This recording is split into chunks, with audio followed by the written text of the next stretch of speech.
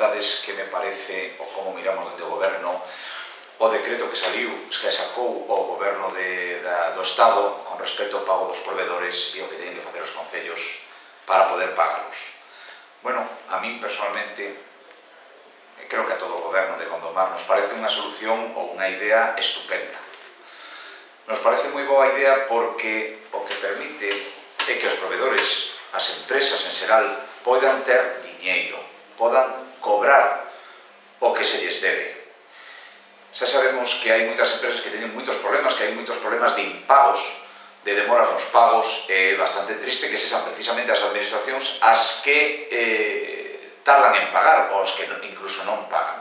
Por iso a mí me parece unha boa idea que o diñeiro circule, que o diñeiro se mova, porque iso realmente eu penso que tamén será a solución da crise, que ahora mismo non hai diñeiro, o diñeiro non circula, non hai consumo. É necesario que as empresas volvan a ter diñeiro. Dende logo, o diñeiro que sae delas, porque fixeron os traballos. Entón, desde esa perspectiva, a min me gusta. Como se vai pagar ese diñeiro? O Goberno do Estado nos obriga a facer a todos os concellos que teñan débedas importantes, que teñan que facer un plan de asuste para poder pagalas, nos obriga a facer un crédito como un banco ou con unha caixa de aforros. Bueno, eso en principio podría parecer complicado ou difícil, pero bueno, non ten por que ser nada malo. Simplemente facer un crédito que hai que pagar en 10 anos a un xuro relativamente, hoxe en día, razoable. Pero tamén obriga aos concellos a outra cousa, a pensalo ben de aquí en diante. É dicir, a que teñan claro que teñen que asustar os gastos aos ingresos. E esa é a gran medida que ten esta lei, é dicir, que nos obriga a eso. Que temos que saber que estamos nunha situación en que temos que asustarnos a eso precisamente. Se temos unhos ingresos os que sexan, os gastos teñen que estar en esos ingresos.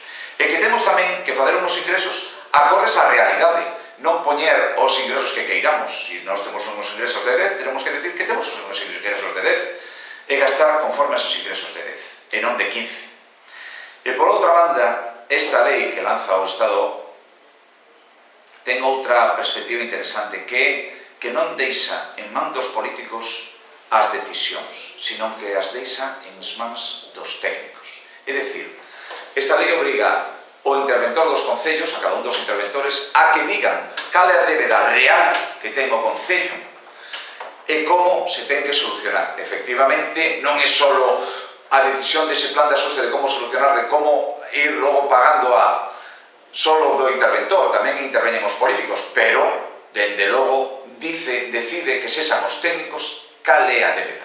A veces salía por aí no periódico que tal alcaldía ou en tal sitio deixaron un montón de facturas no caixón. Claro, ao final se destapa, porque é precisamente o interventor o que dice cales son realmente as facturas que hai que pagar. Con respecto a Gondomar, porque isto sería en xeral para todos os concellos, con respecto a Gondomar, efectivamente foi o interventor o que nos dixo estas son as facturas que hai que pagar. En xeral son todas, menos 3 ou 4 que non estaban determinadas ou non estaban firmadas ou non estaban correctamente fiscalizadas, pero moi pouquiñas. O resto están todas. Claro, o feito de ter que pagar toda esta débeda, moitos concellos non tiveron que facer ningún tipo de plan de asuste, simplemente apagaron e listo.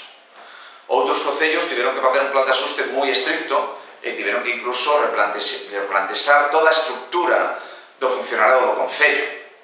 No caso de Gondomar, pois temos unha débeda que non é grande, máis ben é unha débeda pequena, pero que sí que nos obriga a facer un plan de asuste. Claro, como a débeda non é, en principio, tan importante, ainda que todas as débedas o son, entendemos que non temos que facer un asuste na estrutura do propio concello. E así o fixemos, simplemente buscamos a maneira de incrementar os ingresos e asustar os gastos aos ingresos que realmente temos, que é o que nos obriga ese plan de asuste e a lei. Ahora mismo temos confirmación de que o plan de asuste que plantexamos está aprobado, nos lo aprobaron o lunes pasado, o día 30 de abril, e agora estamos pendentes de ver como organizamos para facer ese crédito que temos que facer con un banco. Hai 4 bancos que é posible facelo, bueno, pois escolleremos a un. Se somos quen de negocialo, se se pode facer negociación, pois intentaremos negocialo. O mellor a negociación non depende das cláusulas do crédito, pero sí de outras melloras que nos podan dar eses bancos pois con outras cousas. A débeda do Concello de Gondomar é de 1.700.000 euros, da cal unha parte poderíase pagar no seu momento, pero decidimos metela toda aí e se pagará en 10 anos, ainda que poda parecer moito diñeiro no cómputo global do Concello, dos orzamentos do Concello, sí, é importante, pero non é unha débeda que faga peligrar a propia estrutura do Concello nin nada deso. E para asustar un pouco tanto os gastos como os ingresos, o que decidimos facer dende o Concello, dende o Goberno, foi, por unha banda, equiparar a todos os veciños de Gondomar no pago de impostos, que todos sexamos igual. En concreto hai un tema que é o pago do saneamento, que imos para pagalo todos. E por outra banda, fundamentalmente dúas medidas, esta que acabo de comentar, e por outra banda, a outra é, vamos a instaurar, igual esta non é medida moi popular, pero bueno, entendo que temos que ser todos os cidadáns iguales, vamos a poñer a tasa da recollida de basura, de liso. Hai moita xente que está moi de acordo en que isto se faga, claro, a nadie nos gusta pagar si podemos ter gratis, pero bueno, entendemos que é unha medida razoable, que somos o único concello de Pontevedra que non ten esta tasa, e bueno, creemos que non pode ser. Efectivamente ten un coste importante, ou moi importante, o liso, para o concello, para todos, pero bueno, ao final se trata de que se nos cobra a todos os veciños, ao final ese diñeiro que quedará no concello que de algún xeito volverá aos veciños, é dicir, o gastaremos noutras cousas. E esas son as medidas e a lei esta do pago dos proveedores. Non sei se quedou máis ou menos explicado, espero que sí. Moitas gracias.